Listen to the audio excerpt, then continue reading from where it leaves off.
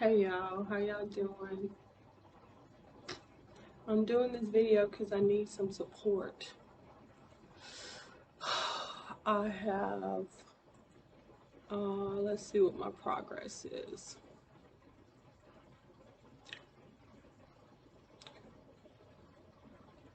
Got it. Okay.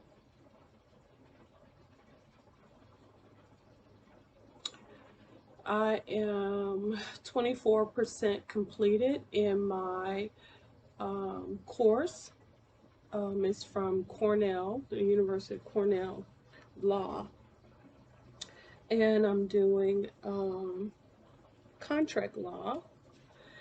And I am 24% through.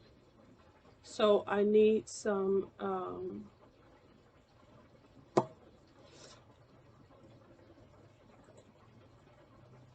support. So I'm recording this to kind of help me get through this, okay? So this is risk allocation and the principle of transactional freedom, okay? Key points. Contracts allocate risk associated with a transaction. Contracts are one way that society expresses its regard for freedom. Contracts are a way that society recognizes the efficiency that can occur via private agreements. Okay. In nearly every country in the world, contracts are recognized as legal documents because of their importance in human interaction. Those of you who have a hard time with human interaction, you're going to have a problem with contracts. Okay? To help you reflect further on a topic discussed in the earlier roundtable, that was earlier in the course, we present below an excerpt from a book co-authored by Professor Hillman. He's with Cornell Law. This appears in the book, Contract and Related Obligation, Theory, Doctrine, and Practice, with Professor Hillman, co-authored with Robert S. Summers and David A. Hoffman. So here's the excerpt. Consider the importance of the legal recognition of contracts. For one thing, it is precisely the disparity in the value attached to the objects exchanged that results in their being exchanged. Okay? The disparity in the value attached to the objects exchanged that results in their being exchanged. People buy and sell only because they appraise the things they give up less than those received.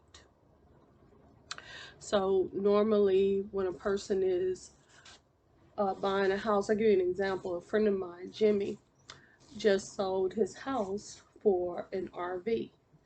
And the reason why he did that is because he wanted to travel and participate in the gig industry.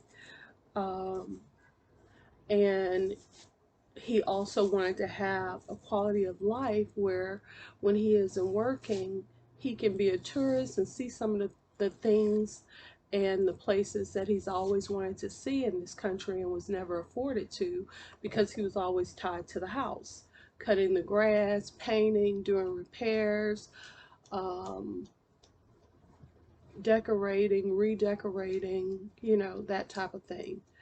So home ownership is a huge thing in this country, and it's supposed to be a primary thing with the pursuit of happiness.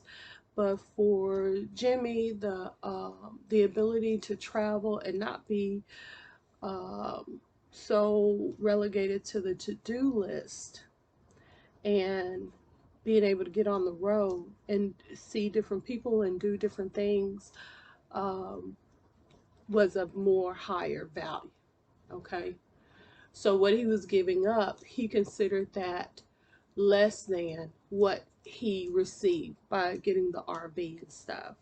So the value is not solely monetary, because of course the house was appraised at much higher than an RV, but the value is in Jimmy's goals for the next 20 years of his life. Did he want to be cutting grass, or did he want to be, traveling? So the higher travel, the higher value for him was travel and not cutting grass and having barbecues. Okay, so here we go.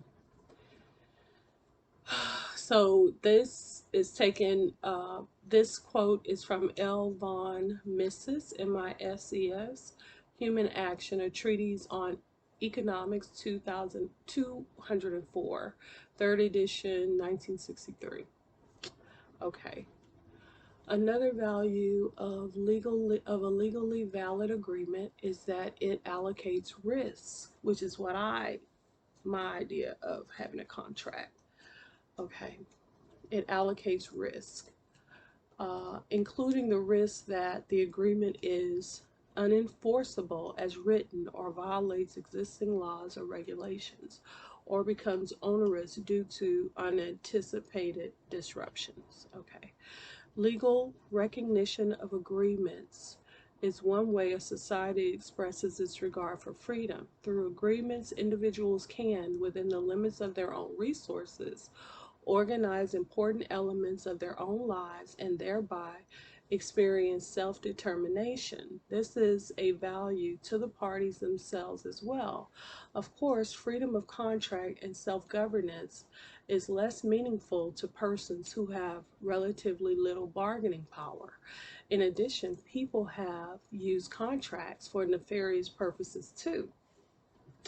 That's the thing. That's the thing.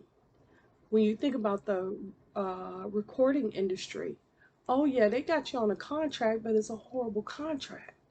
Just like TLC was saying, and so many other people who get in these horrible contracts in the music industry. Just horrible. Okay, so let me read that again. That's the thing, honey. It says, legal recognition of agreements is one way a society expresses its regard for freedom. Through agreements, individuals can, within the limits of their own resources, organize important elements of their own lives and thereby experience self-determination. This is a value to the parties themselves as well. Of course, freedom of contract and self-governance are less meaningful to persons who have relatively little bargaining power. Of course, freedom of contract and self-governance are less meaningful to persons who have relatively little bargaining power. Turn this on. In addition, people have used contracts for nefarious purposes too, such as slavery contracts and sales of organs. Contracts can be used for good or evil, just like everything else.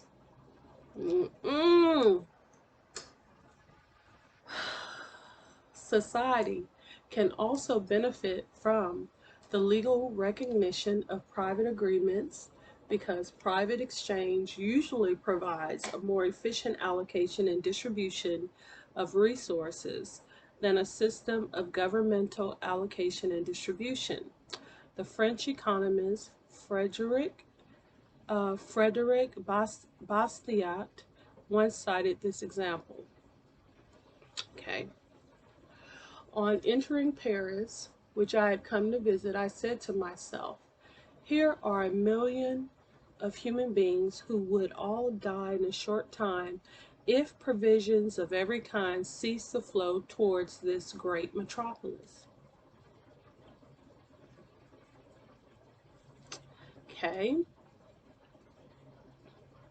Imagination is baffled when it tries to appreciate the vast multiplicity of commodities which must enter tomorrow through the barriers in order to preserve the inhabitants from falling a prey to the convulsions of famine, rebellion, and pillage. And yet all sleep at this moment, and their peaceful slumbers are not disturbed for a single instant by the prospect of such a frightful catastrophe.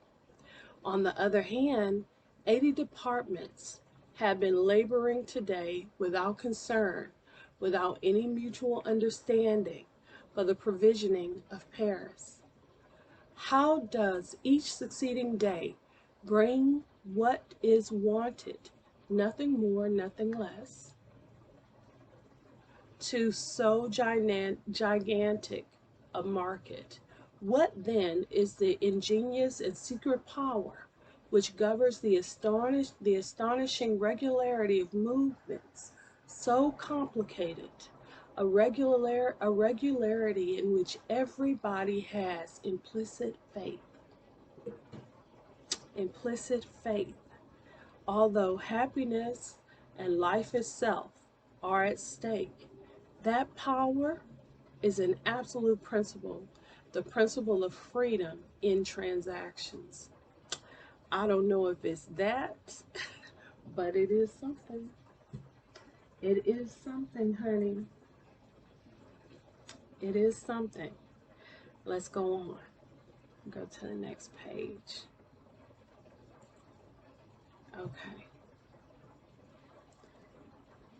I really love the way that Cornell does things. You know, this is amazing. Okay.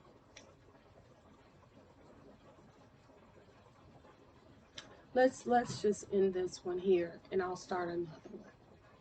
Okay. Okay.